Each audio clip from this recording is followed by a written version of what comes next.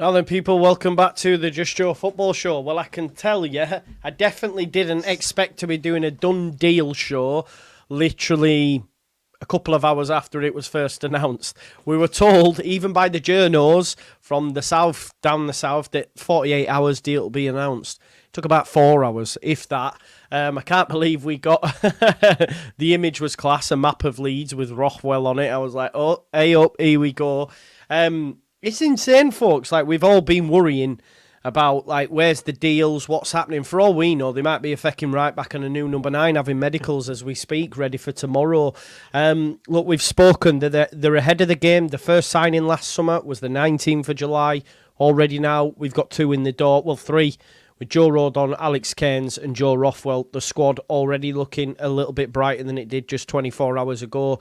Joe Rothwell, you've heard my thoughts. He's a great signing. We've got Mr. Scout himself, Lockie Leeds, with us. So obviously he can give us the lowdown and give us his opinion on it. But before we do that, smash a like, subscribe to Lockie, get your comments in, of course, hit the notification bell. But Lockie, let's just, we were talking, and I've been talking about the lack of noise and the lack of signings over the last couple of days. And then, wow, like, it's happened not even within 24 hours, mate. It's happened within a few hours, really. If we, I tell you what, yeah, I'm gonna look, right. I'm gonna go on my bookmarks and I'll find that first tweet which came from Mark McAdam. 1 second, and I'll tell you how long ago that was. That was 3 hours ago. He tweeted 3 hours ago, breaking news. It's now 9 o'clock, and he's already a Leeds United player. It's fucking mad. It's mad, isn't it? It's crazy. Like, I remember we were saying the video on here, we want to get one this week. And like, maybe that'd be Connor Roberts, a right back. Shows what we know, doesn't it? Yeah. So, yeah. Like, but they were, by that time, they were already talking to him. He's probably, by that time, planning his medical. Like, yeah, exactly. Even like you said, even the journos, their journos said within 48 hours. Yeah. Not 3, not today, not tonight. Fabricio's just put a tweet out saying Leeds to sign. Yeah. Even he has no idea. Do you know what I mean? Yeah, it's good. I think it's especially for British-based players. I think it's impressive, isn't it? Yeah. You know what happened with Aaron's? Max Aaron's. Yeah, Max Aaron's. Yeah. That I think that thing at the club, and they don't want that out again. And it's crazy. It's annoying because you can't prepare on. So you have to quickly do your research. I know, right? Yeah. Connor actually messaged me today, and he was saying, like, it's rough. He said, I can't believe how quiet it is and all that sort of stuff. And yeah, like, it is rough from a content creation perspective. It's rough from a journalistic perspective. They must be pulling out their hair because they can't get any exclusives or no. And obviously, when they get the nod, they get given a non-disclosure agreement, don't they, saying, look, here we are. And they then have to rush and that, whereas if before they'd have probably known a couple of days before, they have time to prepare it all, whereas they're like, shit, they're signing a player. Bam, bam, bam, bam, bam. So it's rough for everybody, apart from Leeds United, who were chuckling away in the background, mate, you know? Yeah. Well, they usually get, advanced talks, begin talks, continue talks. Yeah. Heading for medical, all this sort of stuff. Yeah. He's on his way to his medical, all discussed. He'll be there in 48 hours. 3 hours later, they've done all the videos, they've done all the media. So this must have been done earlier. That's what I'm saying. Before that breaking news tweet. Yeah. Crazy. Because they've already taken pictures. They've done the announcement was good, where he signed his picture and then put it on the wall. Because as I seen that, I thought they're going to do that with all the signings. I reckon, like, have them come sign their picture, stick it on the wall, and then we might get like a mural once we're done. But yeah, it looks cool. What we'll do is I'll just quickly read through the official Leeds announcement on Joe Rothwell, folks, and then me and Lockie will get into it. There he is, pictured, looks signed. It says, Leeds are delighted to confirm the arrival of Joe Rothwell, who signed on a season-long loan deal from Bournemouth. The 29-year-old versatile midfielder brings a wealth of experience to the Whites, having played regularly at both Championship and Premier League level. During the 23-24 campaign, Rothwell spent the first half of the campaign playing top-flight football with the Cherries, before then heading out on loan to fellow South Coast side Southampton. Whilst with the Saints, he made 20 appearances, scored 4 goals, contributing towards the team ultimately gaining promotion back to the Premier League at the first attempt, which must have been hard for Leeds United to write. Rothwell, eye for goal from midfield, saw him win the club's 23-24 goal of the season award after a stunning volley, which found the top corner against Huddersfield Town. That strike also won the Sky Bet Championship Goal of the Month for Feb. Elsewhere in his career, I knew his signing has gained plenty of Football League experience, having played over 150 times for Blackburn Rovers in a journey that has seen him make over 300 appearances. The midfielder has also been recognised earlier in his playing days at international level too, representing England throughout the under-16 to under-20 age groups. Everyone at Leeds welcomes Joe to the club, who becomes the third arrival of the summer after Joe Rodon and Alex Cairns. Initial reaction then, mate, to the news. I think you're a bit like me. Happy, serviceable, good player. Yeah. I don't think, we like to hype up our players, but none of us are standing here going, this is going to be the signing of the season. Yeah. We look at that and we went, yeah, that's a good one, that's not a bad one, that. I think the key thing about him, before we get proper into his details, is, for me, he can do the role that is required, but differently, if that makes sense. So, he's a lot of similar kind of attributes to Kamara, in the sense that he's good on the ball, good passer, a good mover as well, finds the spaces. But as we've seen, he's also very good at finding shooting positions on the edge of the box, attacking the box, getting on the edge of the box, which is different to what we have. He also has a decent ping, one end to the other side of the pitch. He's got a good ping on him, and he's always looking, or he's always trying to play forward as well. These are things that we miss. So to have someone of a decent quality at this level with the attributes that we miss, that's excellent. Like, that's what you want, right? That's the point of having a squad. It improves the floor of the squad, doesn't it? Goners, Jamie Shackleton, for example, in comes Joe Rothwell. Do you know what I mean? It improves that level of the squad overall, doesn't it? Yeah, and it actually improves the versatility of it. You think with him in there, you could also, look at a midfield. If you want to take the 10 off and play 2-8s, you've got Rothwell, Kamara.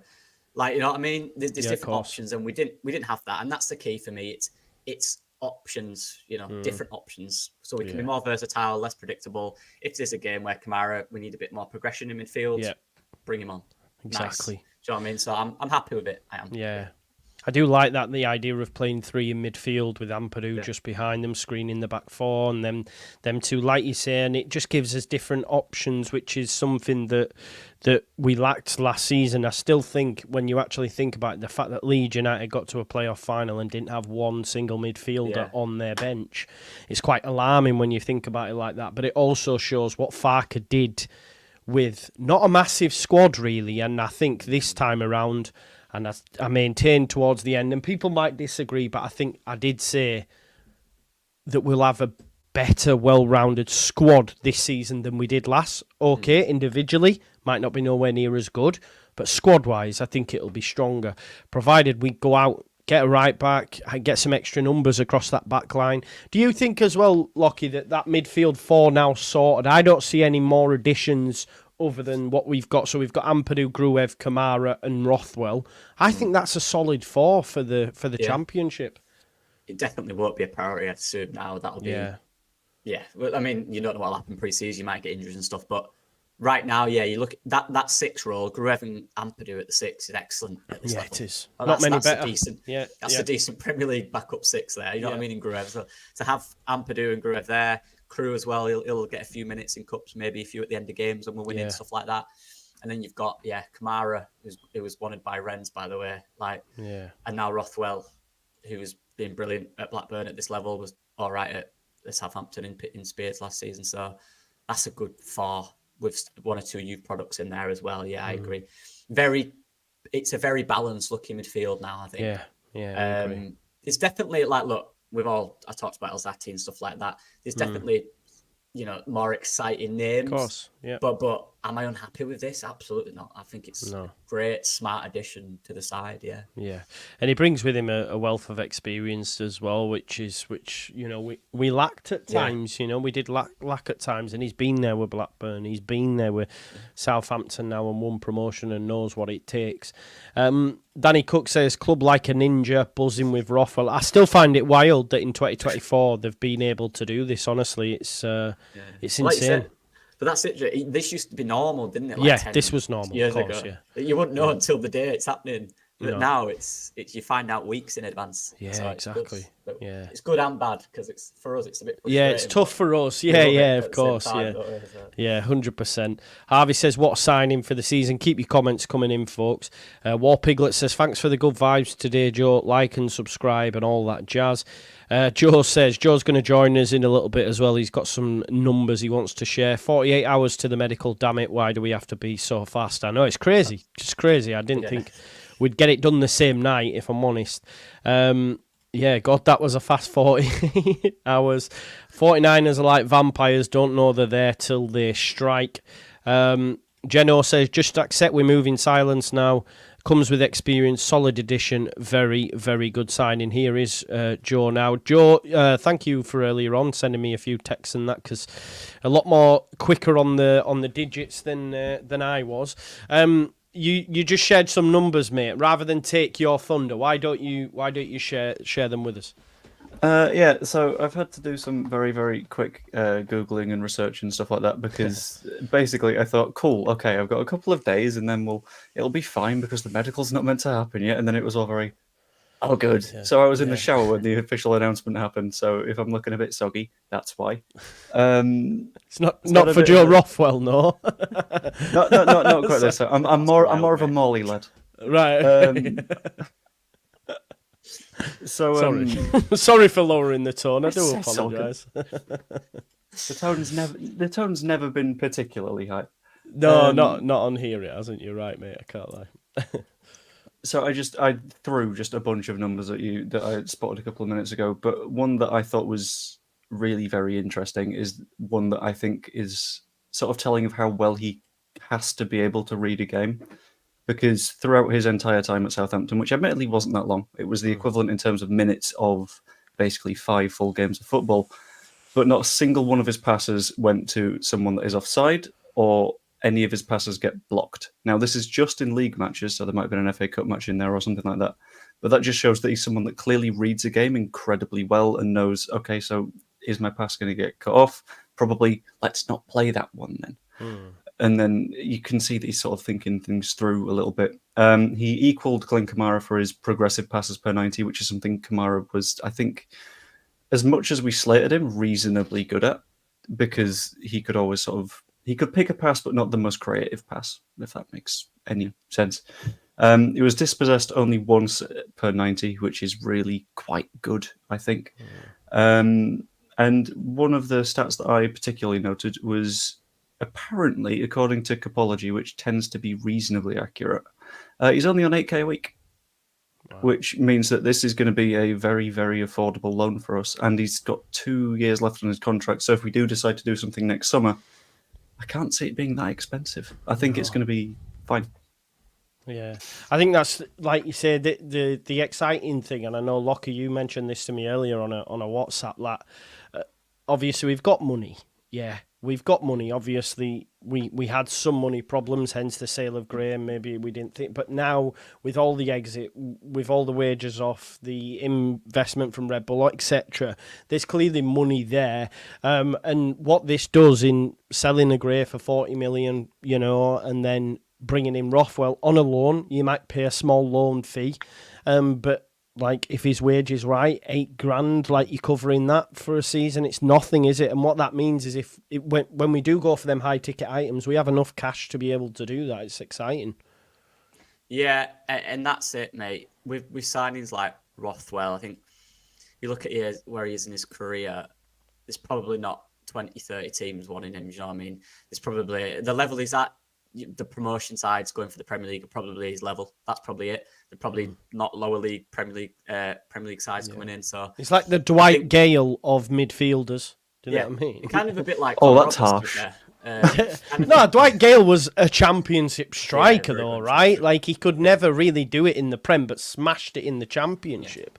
Go on, yeah. Probably like Connor Roberts, mate, in that sense. To be fair. But, I suppose, yeah. But what that brings is you can get the deal done quick. Because, look, you can just say to him, look, you come at the Championship, we'll play you. We've got a role for you. He's clearly happy with the role. And then what that does is it allows you to have more time with these, like I said, high-ticket items. If you're selling a Summerville Lonto, you need to replace their output, and that's the most important thing, or their impact, at least, on the side. And those players that you want to bring in take longer negotiations. There's more teams wanting them. You've got to sell the project a lot more. So those will be later on in the window. I think they'll come in the last few weeks. I genuinely do. And as well as that, you have to be in a position to attract those players. Somerville has to be 90% out the door. Otherwise, the player will just look and go, well, I'm not going to get inside. You've got Dan James, not on Somerville. So where's my role? But then, so then ones take longer. But with this one, we've got 1-8. We'll have a big role for you. This is what you're going to be. I think you'll have a good thing. Get to the Premier League. Yeah. Easy, good deal. Get it done. Got it done quick. Yeah. Can't complain at all, mate. No. And Scott, straight away, a lot of Leeds fans have done this. Kamara won't be happy, so he'll be off. I don't have no worries at all. I don't think Leeds United have brought Rothwell in to replace Kamara or anything like that. This is purely... We need 4 bodies in there. We've now got 2 for the 8th position, 2 for the 6th position. We're happy now. We go with this. I don't think this is going to upset the apple cart at all. I don't see Kamara leaving. Do you, lads? We had number 8. Yeah, exactly. Yeah, we needed a number. The fact of the situation is, well, it's not on Kamara, even if that was his thing. Yeah. That's not his choice. That's the 49ers' choice and the manager's choice. And Kamara will be all right with it. It's competition. Of course, good. Yeah. He'll up his game. He'll need to play well. And if he does go, then this isn't. You need another one anyway. So it's not like just be Rothwell. So yeah, he'll be fine. It's competition, mate. Every other position has 2. Exactly, and like Catastrophic Fox says, we've got Crew there as backup, which, Joe, that means you can then manage his minutes as well, rather than saying, shit, we've got nobody, let's beast him, which a lot of people were worried about with Gray, for example, but they didn't need to be, but you can sort of understand it. So it also means he can be used sparingly. We've got enough bodies in there, and what Lockie was saying earlier as well, it's a variation of players as well now, rather than just someone. Because the thing that got me in terms of the reaction was, like when Kamara was going to Rennes, or when it was first announced, a lot of the responses were, sell him, yeah, he can't shoot, yeah, sell him. And then they bring in Rothwell, and it's like, well, he's worse than Kamara, he'll go on bench, but he's also different in terms of he will actually shoot, and that's what people wanted, right? Yeah, he's just a different profile of player, and that's sort of what you need to make a squad, because the issue that we came up against time and time again last season was the Kamara and Gruev pairing didn't have that creative pass to break through a low block. And I don't necessarily know if that's what we're going to be getting here, but I know that it's something different, and it's something that we can bring someone off the bench, and they will probably look at that and go, oh, okay, so we're going to need to change the way that we're defending. And you're making the other side think, rather than just purely doing the same thing for minute after minute after minute after minute. And it didn't help that we had, for the most part, Archie Gray at right back and Ethan Ampadu at centre back. Because then you look at the bench and you're like, right, okay, what midfielder can we bring? It's Charlie Crew. And he hasn't played a single minute of football. And a little bit of me is quite scared of the first time that Charlie Crew plays a game of football for us, because I can already feel that the Charlie Cresswell conversation is going to start up again, where he will have a good appearance in the League Cup or something, and then it'll be like, well, why isn't he starting? Because Rothwell's had a couple of off games, and it's like, well, give it time. But that's a conversation that we'll be, I'm sure, having later on. Yeah, you're right. And I think it's Bleedley hits the nail on the head. You know, it's bulking up the squad. It's experience, which Farker himself said we lacked last season. It's goals from midfield, which also Farker mentioned that we lacked, and we as fans know. We didn't get one single goal from midfield, I believe. I mean, you could throw in Archie Grays, but big deflection. Gruev in the home playoff leg. Sorry, Gruev, yeah. So in even that was a league, set piece. Exactly. So yeah, no, we didn't do it. No, so it took us 49 games or 50 maybe to get a goal from midfield. Yeah. Not great. Ampadu scored in the cup. I don't know if it counts, and I don't know if he was playing as a defender at that point. We'll say it's a defender for the purpose of this argument. Yeah, he's a centre back, definitely.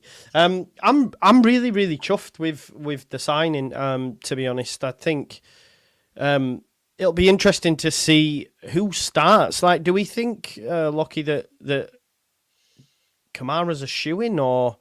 Because I'm not so sure, because he's got a full pre-season as Rothwell to stake his claim over Kamara, hasn't he? Yeah. No, I don't want anyone to be a shoo-in. That's the most important thing. Everyone should look behind them and say, there's another player here that's as good as me. But look, I'm not thinking Kamara is excellent. I think better this year as well. Another year in the Championship and all that, played under the same system. So definitely not a shoe-in. But also, I'm intrigued. Could they play together potentially? I don't know. Can we go 4-3-3 or even a back three with three in there? Maybe, I don't know. We'll see. But yeah, but the point is, having a signing like this is you can have these conversations because you can see different ways now where we can play. But Kamara, yeah, it's good. Honestly, Joe, the best thing about a squad, one of the best things is competition. Yeah, if you're playing 48 games and you've been bad for 48 games, but no one's taking your place, you're probably not in a great side. No. This is what we need. And Rothwell's injury record is very good. So, touch wood, that stays the same. And he'll always be there. He'll be available. Like you said, Kamara's a few bad games. Rothwell might be there. Farke might prefer Rothwell. We don't know, right? So, it's good to have someone there at a caliber at this level. Let's clarify that as well. At this level, who can have a big impact on the side. And I think he can. And I know, look, he's not Brazilian. He's not Spanish. His name is Rothwell. He's 29. I get that, but let's not have that stigma. Those English players can be good as well. Yeah. Exactly. Yeah. Yeah. I mean, English players are about to win the Euros, so yeah, we're doing pretty well there. Yeah, man. You tell it. Joe Rothwell's done his interview as well with LUTV. Just some snippets from it. He says, it's unbelievable. As soon as I heard of the interest, it was something I was desperate to make happen. And thankfully, we've managed to do it quite quickly, so I can't wait to get going now. He says, I don't think Leeds United needs selling to anyone, to be honest. It is a huge football club. The club were a bit unlucky last year, but the aim is one thing, and that is to get back to the Premier League. So I want to come here, add a bit of experience and help the team to do that. When you think of Leeds, you think of the fans, and I've had a few experience of playing at Ellen Road before, and it's the first time I've felt the stadium vibrate before when a goal went in. So it'll be nice to be on the right side of the fans this time instead of the wrong side. I had a good few conversations with the manager. He spoke so highly of the place and what brought him here, and that made me want to come even more. And there is only one aim this season, and that is to get back to the Premier League. In terms of his own game, he said, I like to pick the ball up from deeper and drive with the ball. That is the main qualities I possess and has served me well throughout my career. And it is something I will try to emulate here, and hopefully the fans will enjoy that as well. I've got a good 4 or 5 weeks now to get in and around the lads, get to know them, and we can kick on and start the season. And Joe, I think that's an important thing to remember when he did go to Southampton. He hadn't been playing much at Bournemouth. He didn't play maybe as much as he'd have liked, but they had a very strong midfield. At least at Leeds United, like he's mentioned, he's got 4 or 5 weeks now, a full pre-season, get fit, which is a big thing under this manager, get used to what Farke wants him to do and hit the ground running. Yeah, he's got plenty of time to get his head in it. He's got plenty of time to sort of learn the tactics, learn the structures and stuff like that, because whilst previously, like a bunch of years ago, you could probably just walk into a championship club and go, right, I'm a midfielder, I'll stand in the middle of the park, I'll pass to whoever I see and it'll all be fine. Whereas now everything is so drilled and system-based and everyone knows where everyone's going to be around them, that if you're not there for a pre-season, you're months behind.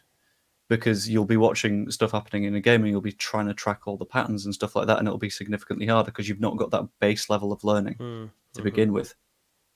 And just to sort of like quickly look at that thing that you mentioned about driving with the ball from midfield. Yeah. A lot of people might think 29-year-old midfielder from Bournemouth, you're probably not going to get someone that's any good at taking on a defender. One of the stats I looked at was his successful take-on percentage. Admittedly, not a big sample size, didn't play that much. But he has a better take-on percentage than Nonto, Ruter, Dan James, Junior Firpo, Piru, and Jadon Anthony, and he was exactly level with Mateo Joseph.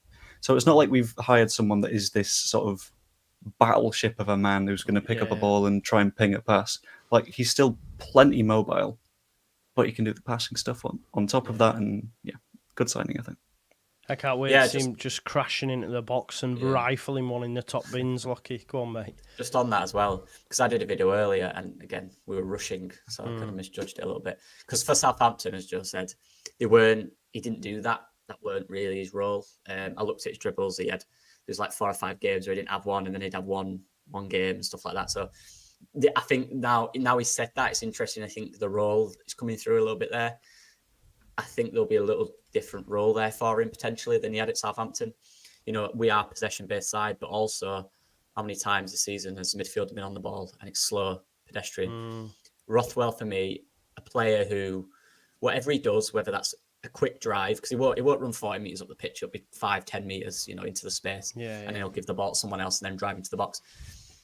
So Rothwell, for me, is perfect in that sense because we don't have that, like I've said. And yeah, I think, again, looking at Connor Roberts, the way in which he came in January and struggled to really establish himself, but he was there if needed and he had some moments. I think that was similar for Rothwell at Southampton last year.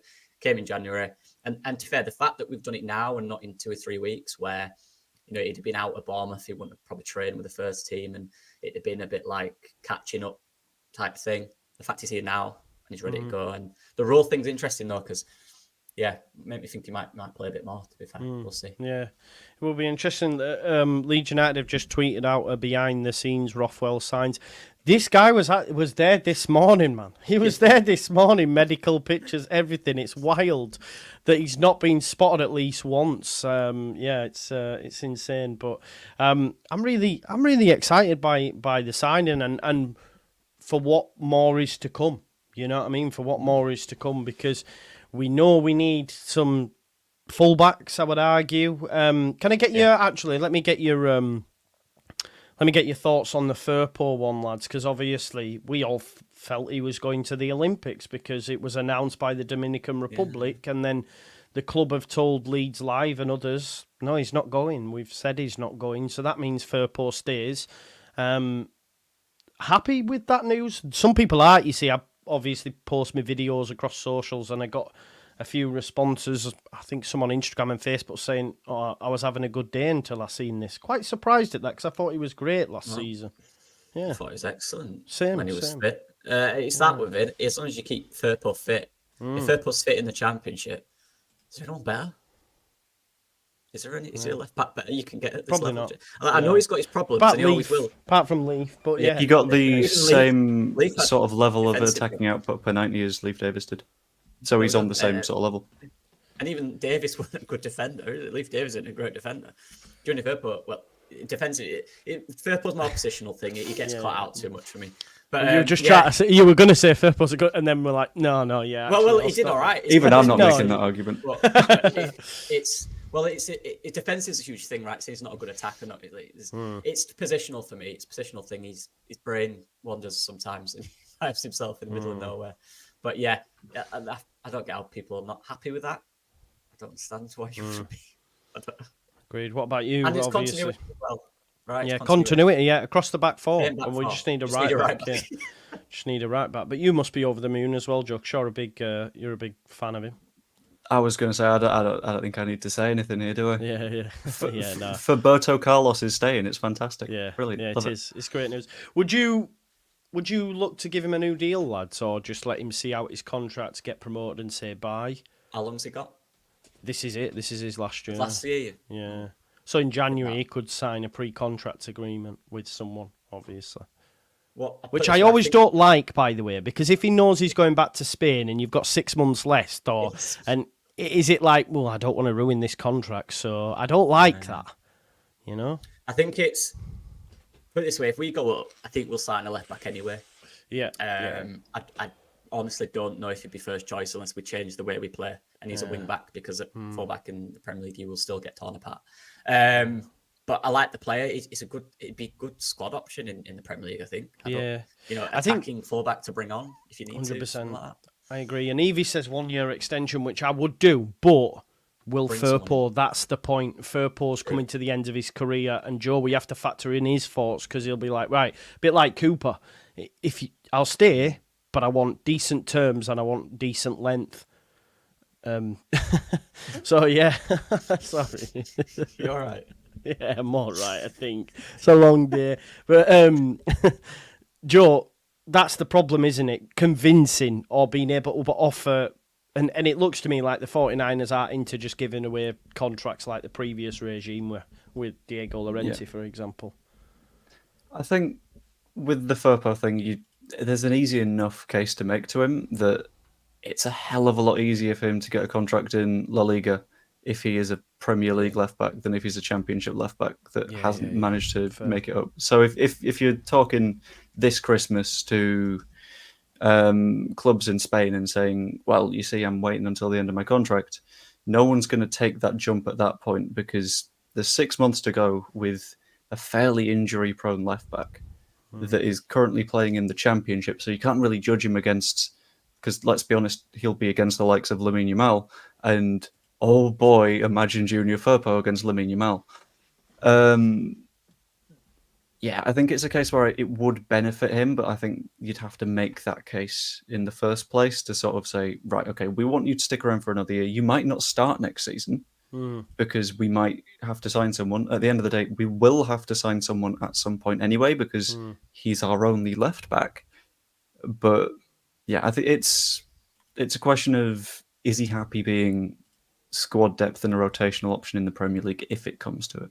Yeah, you're right. You could probably see Firpo get back to Spain. You never know. He might fancy himself again. He might think he's improved, but you can just see him going to a Celta Vigo or somewhere like that. You know, somewhere decent where he'll get played, not too much pressure. He'll be 28, 29 by that point. Yeah, it's a decision we have to make for sure. Yeah. But like I said, if we do go up, we definitely need another one who's proven or more solid.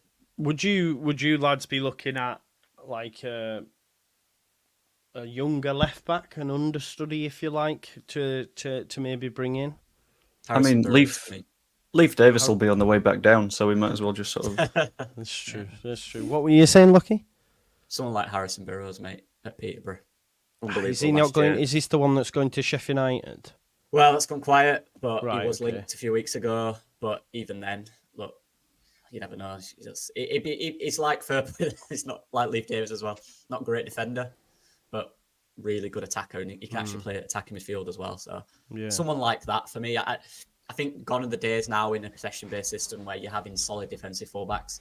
It's predominantly about the attacking side of it, really. And if you can get a guy with both, they're probably playing for Madrid. So yeah, someone like that profile, I think. Yeah. Someone's just mentioned Ryan Manning there in the chat, and I'll ask you, number one Saints fan, because you've just signed Charlie Taylor as well. Who was playing? Yeah, they signed Charlie Taylor, but Ryan Manning wasn't playing much. He didn't play as much as everyone first thought he would at Southampton. Who was playing ahead of him? I can't remember now. Fraser? Yeah, Ryan Fraser actually it was, and he's just signed. Yeah, it was at time. Yeah, I think it was. Big up to number one Saints fan anyway, who says Joe Rothwell, not amazing in defensive positions, but brilliant around the box. Brilliant attacking threat off the bench. Good loan. There you go. I think it's a really decent one. McCallum signed for Sheffield United. Oh, there you go. So the left back will, because if McCallum's gone there, maybe that's one we can look at. Yeah, for sure. Overall though, lads, what we giving this a score out of 10?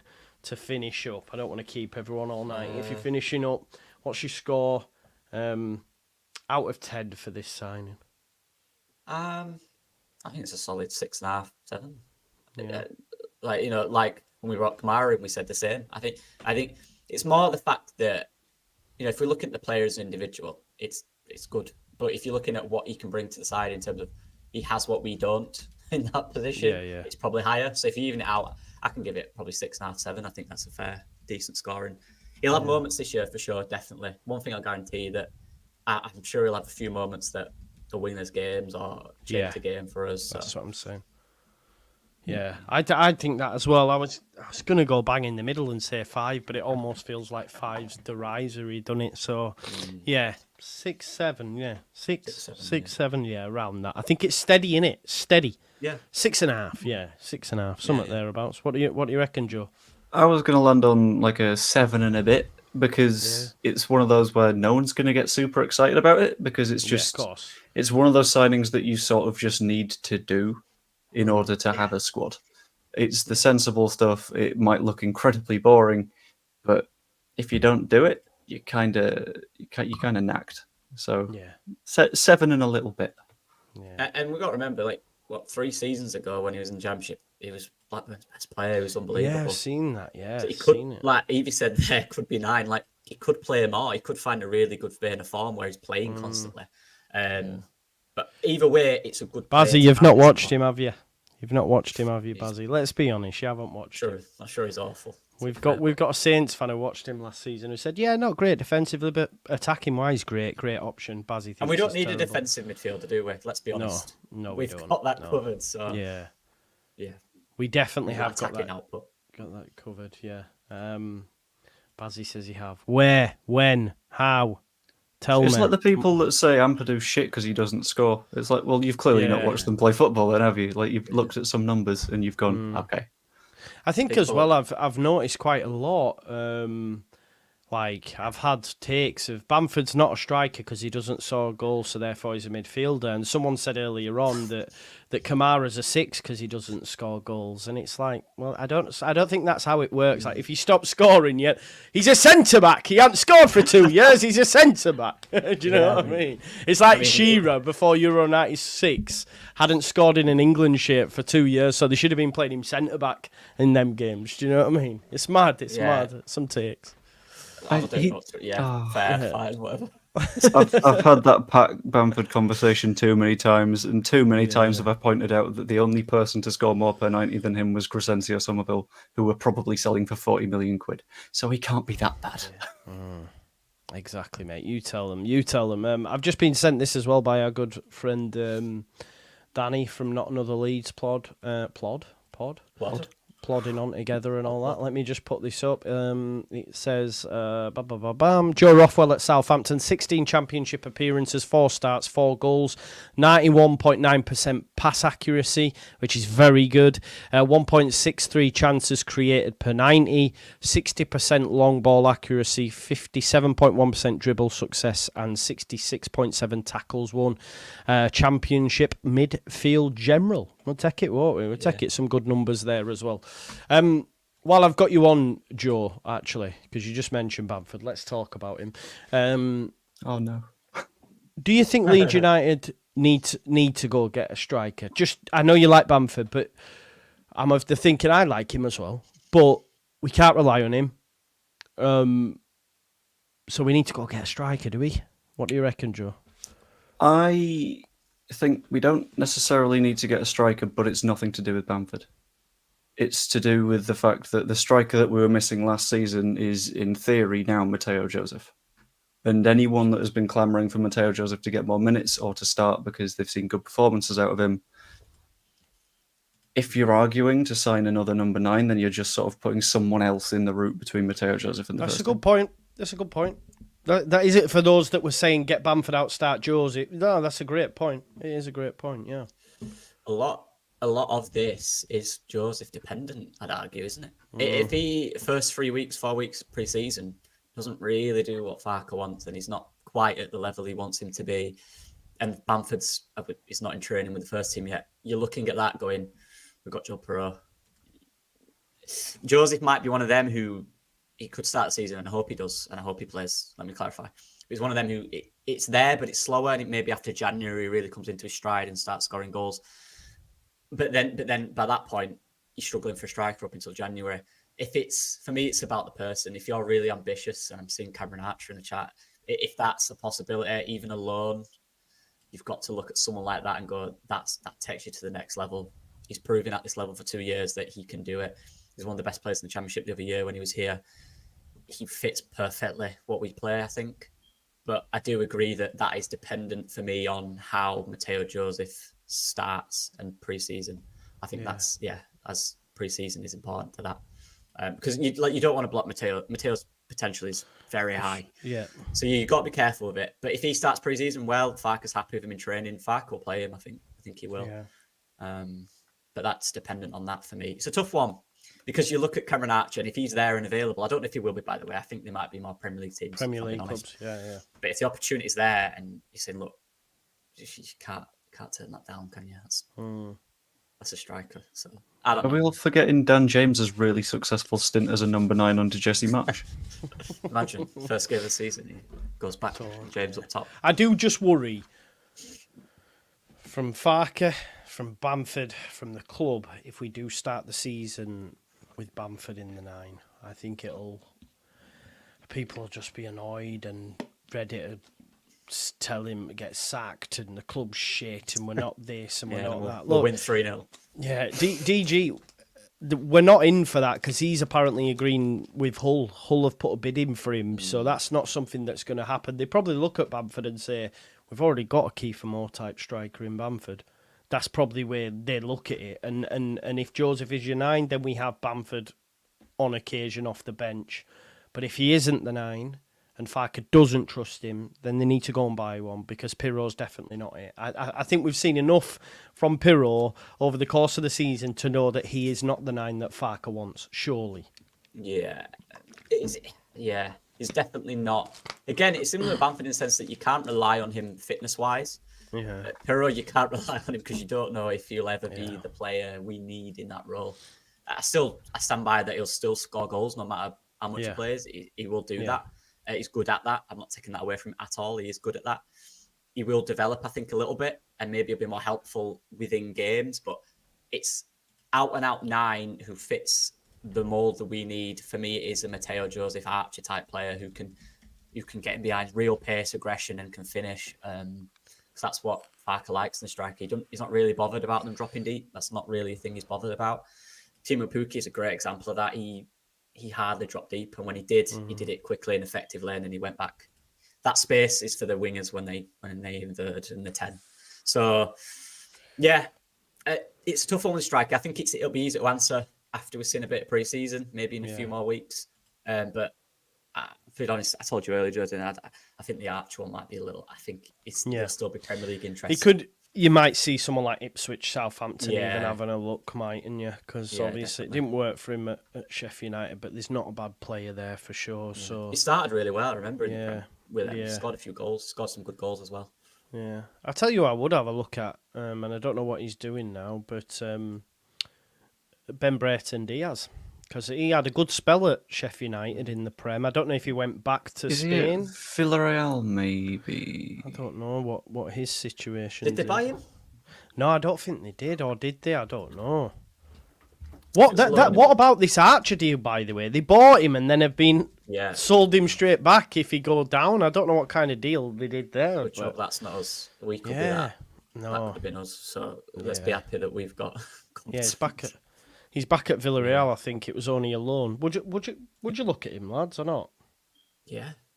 Yeah. Last time I was in this league, he tore it apart. Of course, I would. I think it'd be a great option. But again, that'll depend on Mateo. Exactly. I think in a perfect world, Mateo develops in the way we know he can. He can score as much goals as these guys, I think. Maybe that's too much pressure on him right now, but in terms of where I think he can be, I genuinely think he can.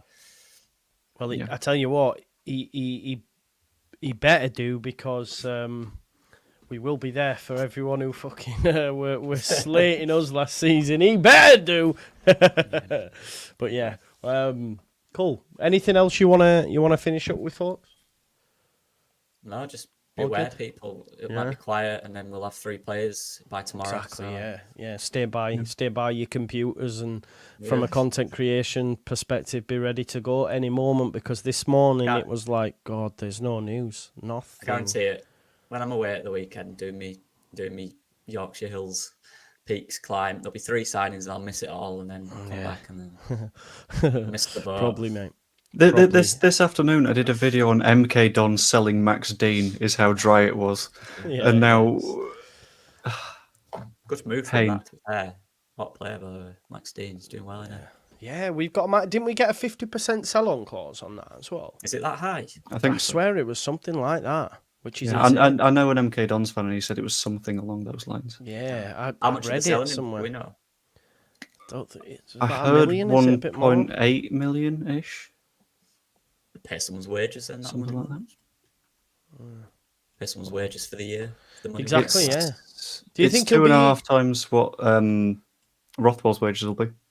He'll cost 400k this year. There we go. Do we think he'll be a success then? Do you think it might be one in a couple of years where we look back and go, this is one we shouldn't have let go? Remember Rui? Is it Mushia? Rafa Mahika. Mahika, that's the one. Okay, yeah. He was like the 3rd top goal scorer in Portugal, top flight last season. Yeah. That's what I mean. But it's the Leif Davis thing, isn't it? At the time, he wasn't going to get in. Yeah, He just wasn't. And he needed that move. It's unfortunate. It's like Matteo now. This might be the right time for him. If Matteo was doing that a few years ago, he wouldn't have been here. It's timing, isn't it? It's unfortunate at times, but it's just the way it is. Players want to play football, and obviously he's made the right decision. He's doing really well. Good luck to him. Yeah. It's great. It's great. Cool. Johnny Cooper says, warm welcome to Joe Rothwell. Will be the first player to play for Leeds whose surname is a place in Leeds since Simon Walton. There you go. There you go. There's a bit of history for you folks. And we'll leave it there. Listen, have a great evening. Enjoy the rest of it. Who knows what might happen tomorrow? We genuinely don't know. So we will be there to cover it. Make sure you go check out Joe Blackburn's channel. Have you done your reaction to Joe Rothwell yet? Yes, I was filming that, and then I published the video, and then I saw you'd been live for 5 minutes, and I was like, shit, no one's going to see it now. So it'll be after this, will it? It's already out, the video. Yeah. Right, okay, so go and check that out. Lockie, I know you did one to Joe Rothwell earlier on as well. Yeah, I believe. I just want to say on that, I did it very quickly because it came out very quickly. I read the comments for people doing it. I've changed a few details about the player because I've watched a bit more since. But yeah, there you go. There you very go, rushed. folks. You've got to forgive us. Forgive these guys though that are doing all this because obviously it's happening on the fly. But smash a like on the video. Make sure you go check out these two channels now as well, and we'll see you soon. Maybe in an hour or two. We don't know. There might be another one through the door. Who knows? Enjoy your evening, folks. Bye bye.